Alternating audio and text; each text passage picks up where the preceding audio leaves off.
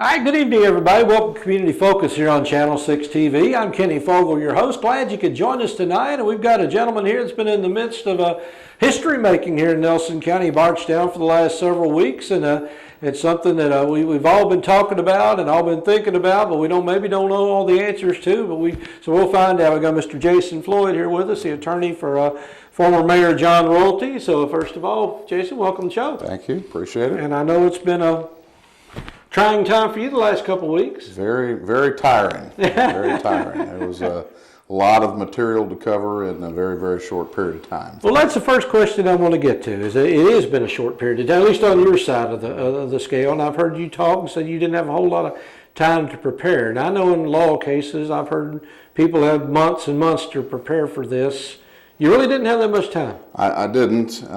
We were hired by the office of the mayor in early February, really just to deal with, advising them on how to handle the sheer volume of open records requests and things that they had received from Scott Crosby and his staff while they were undergoing their investigation. That was the real purpose of being hired initially, and to meet with Barbie Bryant and with Larry Green and with the mayor too, because it was really an unprecedented volume of open records requests. I think at some point there were 50 plus open records requests with 25 separate requests each in order to do these things, and then also to advise the office of the mayor on the interplay between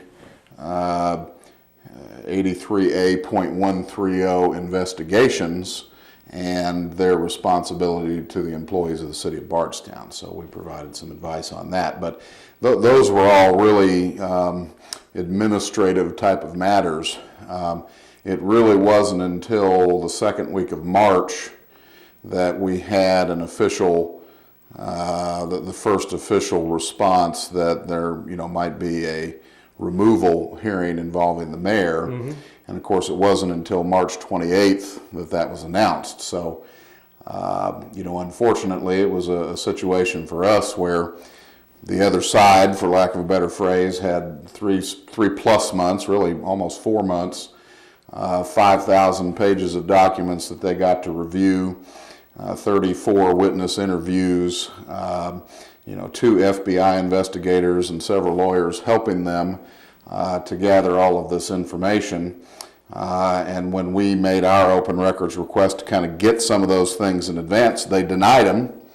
And that matter is still pending in front of the Attorney General's office. Really? So, we just, to cover that amount of material, it took me almost 3 days just to get through the 44-page report and the 300 exhibits just for that document, let alone all the other stuff. Still haven't read, everything that was produced. So, I did not feel that was equitable. And, we made our pitch, obviously, to get a little extra time. Not to mention that common courtesy between attorneys dictates that you contact the other side and say, well, we're looking at this as a hearing date. Are you available to do that? I was not. Nobody bothered to try and contact me. I had a scheduled vacation. I had to tell my kids we were canceling their spring break vacation. So, I didn't think that it was fair. I didn't think it was equitable. Still don't. And did the best I could in a short period of time. Now, you asked for an extension, and that was denied. And is that normal? Well, what it was a temporary restraining order. These things are not in the regular course of civil litigation, civil business for lawyers. I mean, I don't want to say they're uncommon, but you just don't have a lot of mayor removal proceedings. I've certainly never been involved in one. Mr. Hubbard hasn't either. So there's nothing in the statute that guides you about that. So when we requested some extra time, and that was denied, we filed the civil case there in the Nelson Circuit Court and asked for what you call a temporary restraining order in order to do those things. And of course, we had a bunch of allegations in there, but the first one was, hey, it's not equitable to do this in 2 weeks. to prove a entitlement to a temporary restraining order, you have to establish under the civil rules that the mayor would be irreparably harmed if the restraining order were not granted, and the judge simply ruled that, you know, if he wins his appeal, he'll be entitled to reinstatement and back pay, and that was enough. That, I mean, I'm sorry, you know, I have respect for the judges and their rulings, but that didn't touch the tip of the iceberg for what, you know, we missed out on by not being able to address those things prior to the removal hearing. Okay, well, I guess the big question on everybody's mind, what comes next? I mean, will there be an appeal, and what if there is, what happens? You know, it's one of those things where we have not sat down with John directly to say this is what all's involved, and obviously time and cost and other things that are going to be factors in that.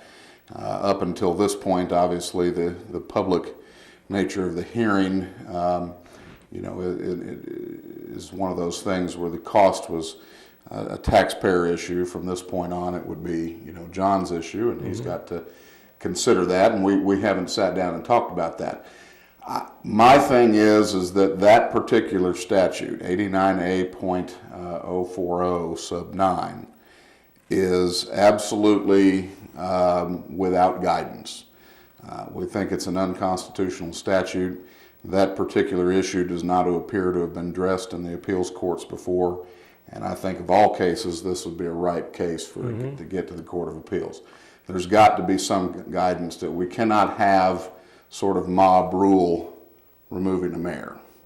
The statute permitted that, and I think the appeals court has to address it. So, you know, I do think there are very good appeal issues. Now, John ultimately has to pull the trigger on whether that happens or not. Well, going to an appeals court, with the level of proof or level, is that different from what you had to go through just here in this? Well, I know the city council served as a jury, but you have a different type of jury at an appeals court. Well, no, there wouldn't be any. Usually in an appeal, the appeals court is limited to the record that was made. So, you know, we certainly appreciated the fact that Diane Thompson permitted the use of her courtrooms and her video proceedings, and actually her clerks assisted with us up there, and we're grateful to them for that, because they were able to make a good video record. There are towns where this has been done where it's just a scratchy little, you know, 8-track cassette tape, and that's all that's before them, and we don't have that. But no, typically in an appeal situation, you're limited to the record that was made in these proceedings. Okay, so you wouldn't just start a trial all over from scratch? No, there wouldn't be a new jury, wouldn't be anything like that. And that's one of the, you know, unfortunate things that for not giving us the continuance. For example, just as one example, the issue of whether something is an open and public record was a legal issue that even 2 city attorneys said they weren't expert enough to address during their time periods. That was both Tim Butler and Bruce Reynolds' testimony. So I would have liked to have had some time to get a lady who's one of the foremost experts in Kentucky on that, served 25 years in the Attorney General's office doing that, to come down and testify as an expert witness and make a record. Hey, you know, these things are in fact public record. The only question is whether they're exempt from disclosure or not. Would have been great to have that expert testimony on the record, but you can't get an expert in 2 weeks over spring break, and I was unable to get her down here to do that. And a little more time would have afforded us that, to where that legal issue could have actually been answered. Instead, we're limited to the record in front of us on appeal. So, if he did take this to appeal and won, would he actually be reinstated as mayor? He would be, yes. Really? Yes. Oh. Yeah, that was addressed. We had the temporary removal, I'm sorry, not temporary removal, the temporary injunction hearing at 8 a.m. before the hearing started at 10 last Wednesday. And that was something that Judge Sims confirmed, that he felt like that it would be an immediate reinstatement, regardless of whether the city council then appealed the appeals court's decision. Well, I'm going to ask you a question I really already know the answer to, but do you think justice was done? I do not, no. I really feel like that, the Constitution of the United States of America, which all these council members swore an oath to, guarantees the right of due process of law.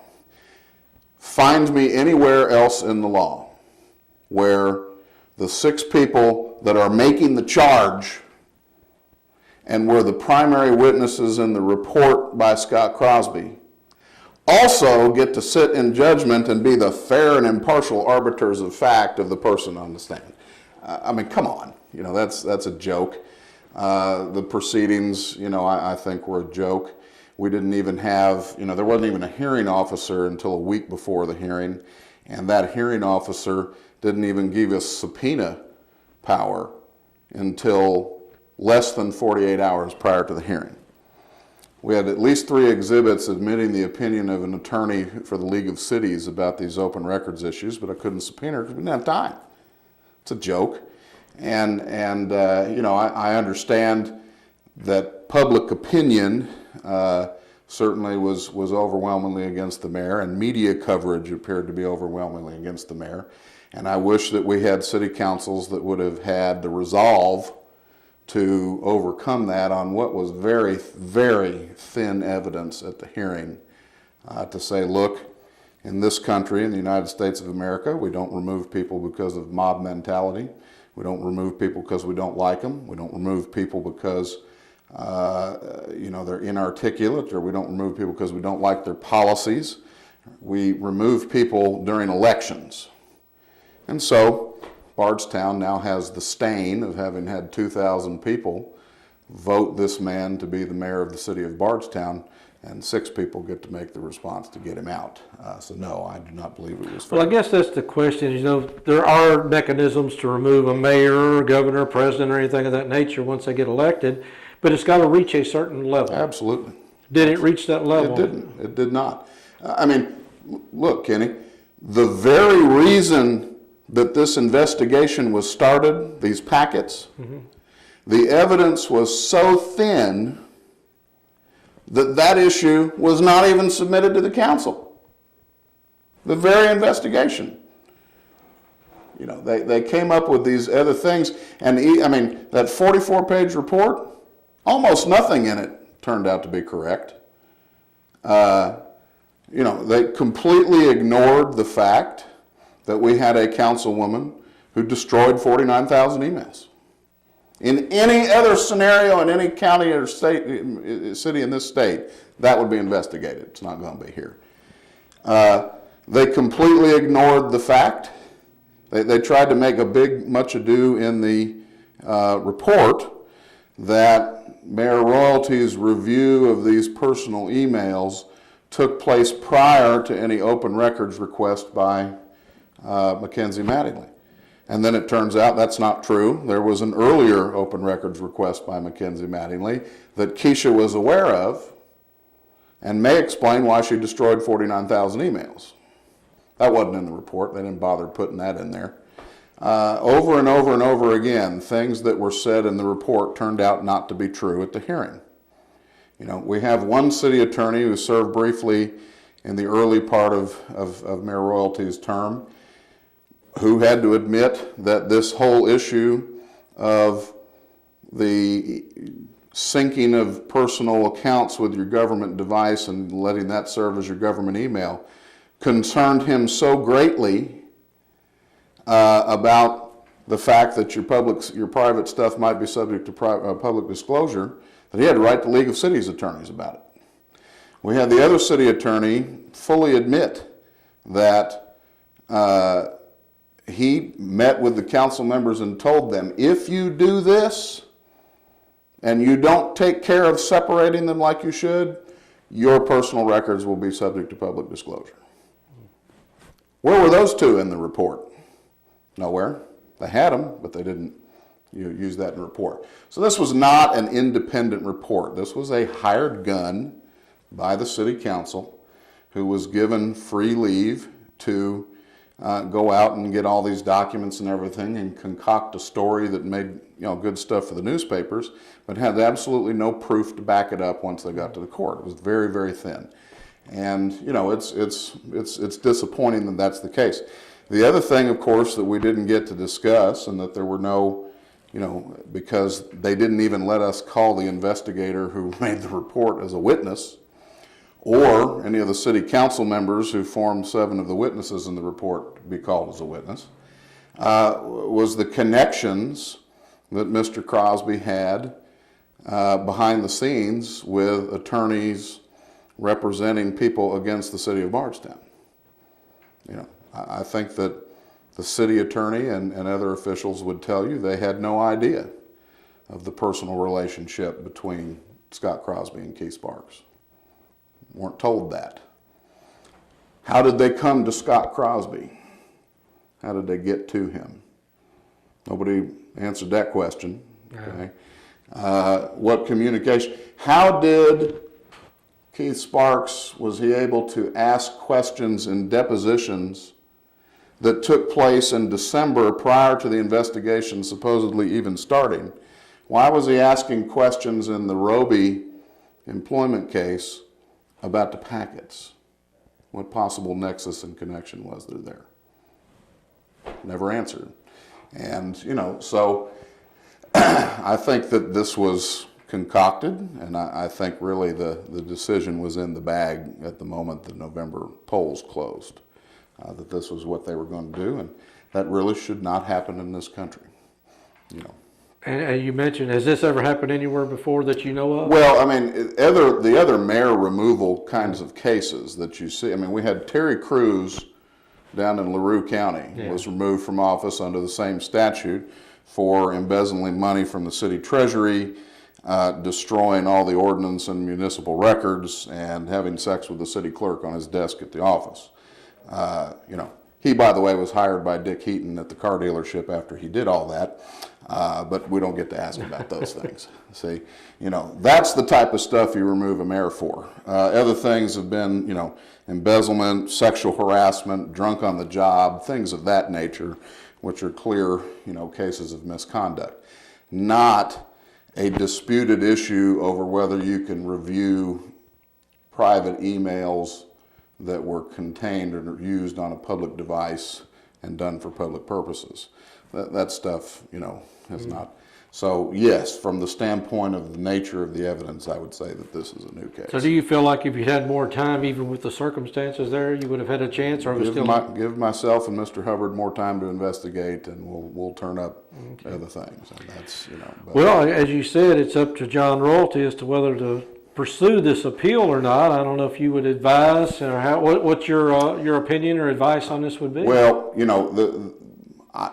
there have been people that have said or whispered or hinted that the city is going to keep doing things. They want to get him charged criminally, or they want to do stuff like that. And obviously if they're going to continue the game, he's going to continue the game.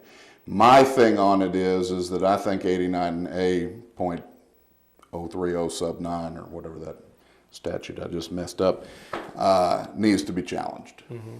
So is that a legislative thing? Would that have to be changed with the state legislature? Yes. Well, it is it's a state statute. Right. The other question on it is that is the statute for cities of everybody but the first class. Why do the mayors in Louisville and Lexington get special treatment for their position, whereas every other mayor in Kentucky does not? I mean, they have a differentiated statute for mayor removal and those things, whereas they don't here. I don't. What's the rational basis for differentiating between those two types of mayors? Just the size of the city? Is that it? I don't know whether the rational basis is that or not. And so I think there's an equal protection argument on that. But I don't think that this statute can be permitted to exist, because anytime you get a faction that is all together like these 6 were, you're going to have a situation where they can remove a mayor on a whim. Doesn't define what misconduct is, doesn't state what minimum evidence is. They could not like that he's left-handed and freckled and take him out. That's misconduct. Subject to review on appeal, but that could take 1.5 years. I mean, 2 years for appeals to go through. So Yes, I think the statute's got to be reviewed. I know of no other area of the law where the people charging you also get to sit in judgment of you.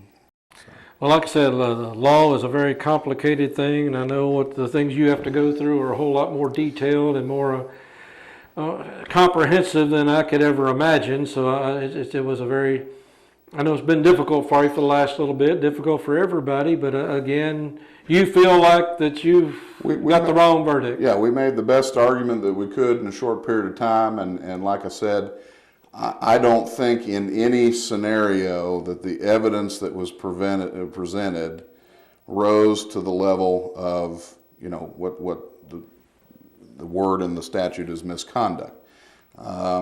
There's this whole issue of, did he tell a city employee to lie? And that was the term that they used in the report on their direct examination, and that witness admitted that he didn't tell him to lie. It was just that there were two different things. Witness admitted on cross-examination, well, okay, after all, there were some updates to do. But aside from all that, it's the executive's authority to enforce all city ordinances and policies and procedures and ethical rules. And one of those is the personal use of devices. Undisputed at the hearing was that Ms. Copeland was the only person who was using this device heavily for personal use. Heavily. Tremendous number of emails. And of the 33 emails pulled out, all but one would be considered not just public record subject to public disclosure, but also subject to public disclosure. The 33rd one was a public record, but it was a private email, and therefore exempt from disclosure. And he exempted it, had it secured and encrypted and all those types of things. Those things did not get out. Okay, there's no proof of any of that. There was no proof presented about packets. There was no proof presented about conspiracy with Mackenzie Mattingly or any of the stuff that was contained in the report. None. They didn't do it. So it basically came down to that he looked at 33 emails that were on Keisha's device. And they even changed, the city council, when they made their decision, changed, when they made their third finding, that these things had been disseminated. The dissemination was to Brandon Brewer. So by sending them to Brandon Brewer's computer, Brandon Brewer? Well, he was the city IT worker that testified. Yeah. So the dissemination finding was not for some outside party or outside source. It was dissemination to Brandon Brewer by sending him to his computer address. Oh, okay. Come on. So 32 of the 33 emails, totally public, discussing E911 dispatch, discussing disbandment of and she's trying to hide them in her personal email, discussing things with constituents, contacting the news media to dig up dirt on John Royalty. Where's that being investigated? Any investigation of that? No. At least 4 different ethical violations and potentially 1 criminal law broken in those emails by Keisha Copeland, and they're not going to do anything about it because it's politics. And you're going to cover yours and get the other guy. So, they're not going to investigate those things. But they even changed the theory from the report to the hearing. We're not saying he disseminated it to some outside public now. We're saying he disseminated it to the city IT worker who encrypted and secured it in his computer. Come on. Let's call it let's at least be intellectually honest enough to call it what it is, which is we had a rally last April of 2016 to remove the mayor, and nothing happened, and they didn't investigate at that time, so they waited for the elections in November, got the people in there they wanted to, and then removed him. Let's at least have some intellectual honesty about that. And that intellectual honesty or dishonesty will cost the city taxpayers in excess of, I'd say, $200,000 and some thousand, probably would it all be. More if they continue on. I understand. Yeah. Well, Jason, we do appreciate you taking time out, coming and talking to us today and explaining this side to us. And again, John Royalty, we did talk to him about coming on. He preferred not to come and talk at this time. He said he would prefer Jason to talk in his place, and he did indicate that he is strongly considering an appeal, but he didn't say one way or the other what he was planning on doing. At least he didn't tell that to me. So I'll leave that up to you all to do what it is you do. But we'll get it decided here before long. But, okay. So is there a limit when you have to? Yeah, I think I mean, it doesn't say. It's another weakness of the statute. It doesn't talk about time for appealing, but generally in administrative appeals, you have a 30-day from the date of the decision. So, I've got to spend a little time here, at least making up some time with my family and finishing up what piled up on my desk while I was doing it. Hey, you need to get back to baseball. I gotta get some of that stuff, yeah. Well, Jason, again, appreciate you being here. Thank you for doing this. And I know a lot of people out there are interested in what went on one way or the other. And like I said, we like to make sure everybody hears as much information on it as possible. Both sides of the story. There you go. Appreciate it. Thank you. I appreciate you all tuning in. It's the Community Focus on Channel 6 TV. We'll be back right after this.